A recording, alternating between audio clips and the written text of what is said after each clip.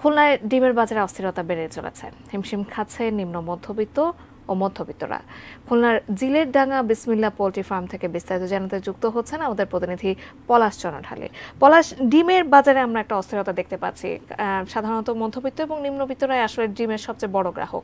এখন খুলনায় ডিমের পরিস্থিতি কি, বিস্তারিত জানাবেন। যেমনটি বলছিলেন যে এই ডিমটি যেহেতু বিশেষ করে মধ্যবিত্ত এবং নিম্ন মধ্যবিত্ত যারা তারাই কিন্তু সব থেকে বেশি এই ডিমটি খেয়ে থাকে। তো এই যে বর্তমান সময়ে যে ডিমের যে বাজার সেটা কিন্তু একেবারে মানে সর্বোচ্চ পর্যায়ে রয়েছে।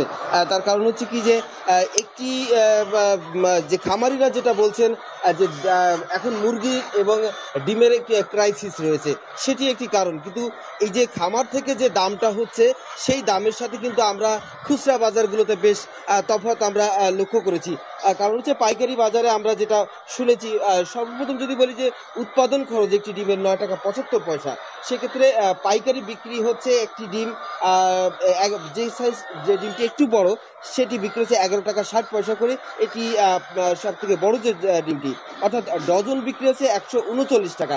এই 139 টাকা যেটি ডজন, সেটি কিন্তু খুচরা বাজারে 174 টাকা পর্যন্ত বিক্রি হচ্ছে, অর্থাৎ বিস্তর একটি পার্থক্য কিন্তু রয়েছে। আর ছোট যে ডিমটি সেটা একেবারে যেটা খামার থেকে বিক্রি হচ্ছে 7 টাকা 50 পয়সা, অর্থাৎ 7.5 টাকা ডজন হচ্ছে 90 টাকা।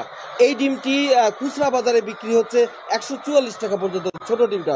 অর্থাৎ এই যে খামার এবং যে খুচরা পর্যায়ে যে দামে যে পার্থক্য, এটা কিন্তু অনেক বেশি।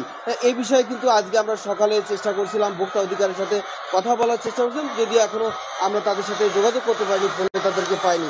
তবে এই যে ডিমের বাজার যে অস্থিরতা, এটা কিন্তু বেশ কয়েকদিন ধরে চলছে।